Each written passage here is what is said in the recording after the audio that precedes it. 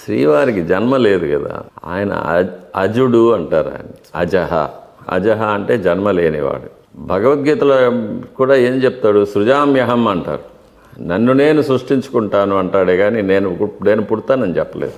మానవ రూపంలో వచ్చినప్పుడు కృష్ణావతారంలో కానీ, వామనావతారంలో కానీ, పరశురామావతారంలో కానీ, రామావతారంలో కానీ ఆయన మానవ జన్మగా మానవ యోనిలో ఒక తల్లి గర్భంలో పుడతారు. అంతేగాని ఆయనకు జన్మ లేదు. ఆయన ఆది మధ్యాంతరహితుడు. ఆయనకు పుట్టుక లేదు, చావు లేదు, శాశ్వతం. అంటే శ్రీవారి ఆలయంలో శ్రీ వెంకటేశ్వర స్వామికి జరిగేటువంటి పూజలు ఎక్కువగా ఉంటాయి, కానీ వకుళమాలికాదేవి అనేది పురాణాల్లో వచ్చిన పాత్ర. ఆగమశాస్త్రంలో వకుళమాలిక దేవతగా ఎక్కడా కనిపించదు మనకి. దేవాలయంలో ఉన్న 3 శక్తుల్లో అమ్మవారు, మహాలక్ష్మి అమ్మవారు 3 రూపాలుగా ఉంటారు. క్రియాశక్తి, ఇచ్ఛాశక్తి, జ్ఞానశక్తి అని. అందులో జ్ఞానశక్తి అనేది స్వామివారి వక్షస్థలంలో అమ్మవారుగా ఉంటారు. ఇంకొక అమ్మవారు వచ్చి బంగారు వాకిల్లో పైన మనం చూడొచ్చు, గజలక్ష్మిగా కనిపిస్తారు. 3వ లక్ష్మి పాకశాలలో ఉంటారు. పాకలక్ష్మి అని పేరు ఆమెకి. అంటే అన్నాద్భవంతి భూతాని, అన్న నివేదనలను తయారు చేసే చోట ఆమె ఉంటారు. అన్నలక్ష్మిగా ఉంటారు. సో స్వామివారి అమ్మగారు వకుళమాలికాదేవి అనేది వెంకటాచల మహత్యంలో వచ్చిన ఒక పురాణ పాత్ర. ఓకే. యశోదాదేవి యొక్క మరొక అవతారం అంటారు. సో పూజల విషయం వచ్చేస్తే సమానంగా ఉంటుందా స్వామి, లేకపోతే ఎలా చేస్తూ ఉంటారు? రోజు నివేదనలు, ఉపచారాలు అన్నీ అమ్మవారికి జరుగుతూ ఉంటుంది. శుక్రవారం అభిషేకం చేస్తాము, అలంకారాలు జరుగుతూ ఉంటుంది, అన్నీ జరుగుతుంది. కాకపోతే తిరుమల క్షేత్రం ఆగమశాస్త్రోక్తంగా స్వామి మాత్రమే ప్రధానం. ఓకే. వరాహస్వామి వారు క్షేత్రాధిపతిగా ఉన్నా కూడా, నరసింహస్వామి ఉన్నా కూడా, వరదరాజస్వామి ఉన్నా కూడా, వృషభసేనుల వారు ఉన్నా కూడా ప్రాధాన్యత అనేది స్వామివారికి మాత్రమే. ఈయనకు మించి ఎక్కడ ఎవరికి ప్రాధాన్యం ఉండకూడదు. స్వామివారు మీరు పొద్దున్న లేవగానే సాయంత్రం వరకు స్వామివారికి సేవలు చేస్తూనే ఉంటారు. అనేక విధాల పూజలు చేస్తూ ఉంటారు, నైవేద్యాలు పెడతారు, పూజ కైంకర్యాలు చేస్తూనే ఉంటారు. సో మీ అనుభూతి దేవుడితో ఎలా ఉంటుంది? చాలాసార్లు దేవుడిని స్పృశిస్తూ ఉంటారు. సో మీకు కలిగే అనుభూతి ఎలాంటిది? అవి ఎన్నో ఉంటాయి, అవి బయట చెప్పుకోకూడదు.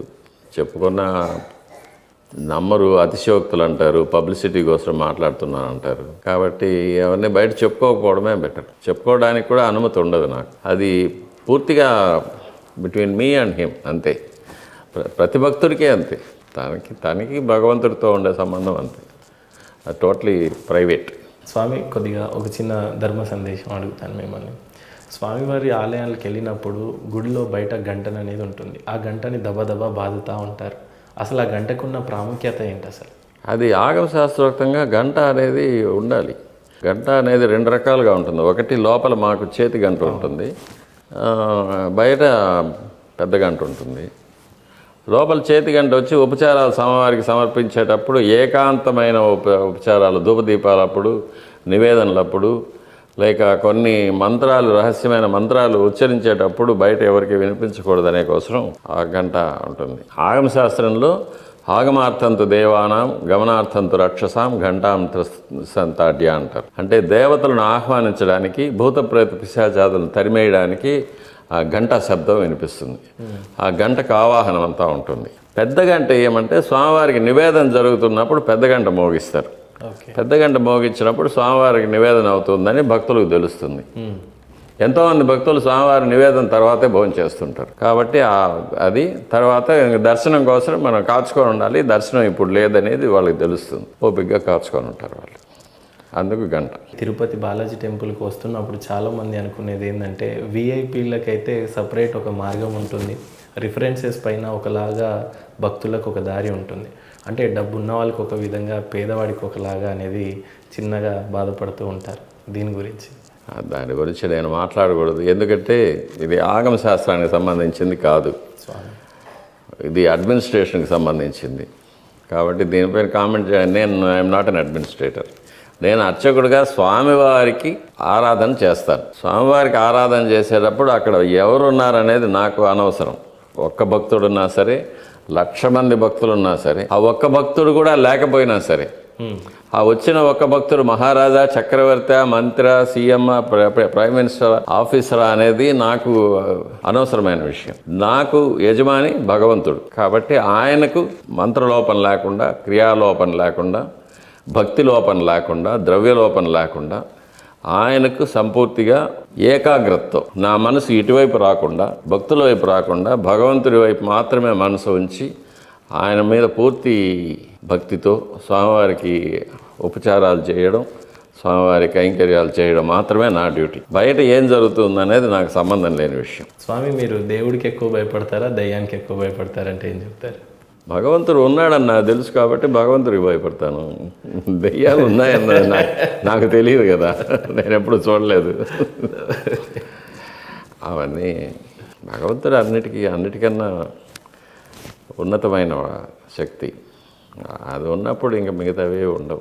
భయపడాల్సిన పని ఏం లేదు. ఎందుకంటే మనం అపచారం చేసినప్పుడు, తప్పు చేసినప్పుడు భయపడతామే కానీ మా ఇంట్లో మా తాతగారితో ఉన్నట్టే ఉంటాం మేము మా స్వామితో.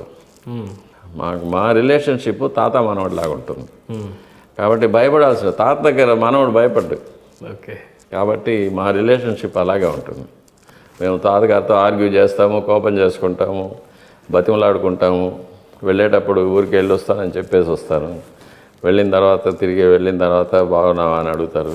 గుడికి వెళ్ళినప్పుడు ఇన్ని లక్షల మంది భక్తులు వెళ్తున్నారు కదా, నాకు ఇది కావాలి అది కావాలని అడుగుతారు కదా. ఏ ఒక్క భక్తుడైనా స్వామి మీరు బాగున్నారా, మీకు నైవేద్యం జరిగిందా, నైవేద్యం తృప్తిగా ఉండిందా, రుచిగా ఉండిందా, మీకు విశ్రాంతి దొరికిందా, ఎవరైనా అడుగుతారా?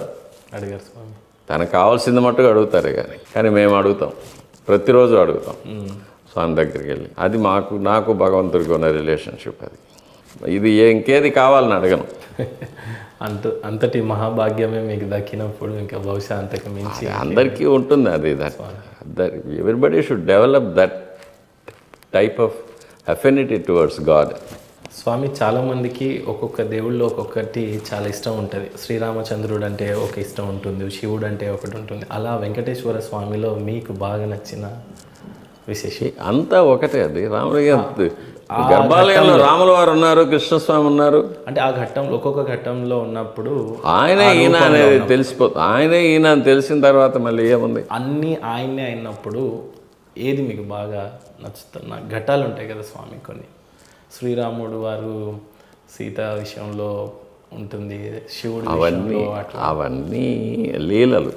స్వామి లీలలు తెలిసి జరిగేవి. అవన్నీ ఆయనకు తెలియకుండా జరిగిందే కాదు కదా. కాబట్టి లీలలు కాబట్టి దాని గురించి మనం పెద్దగా దాన్ని మనం విమర్శించాల్సిన పని, లేకపోతే దాన్ని తరచి చూడాల్సిన అవసరం ఉండదు. ఎందుకంటే ఆయన సంకల్పమే అంతా జరుగుతూ ఉంటుంది.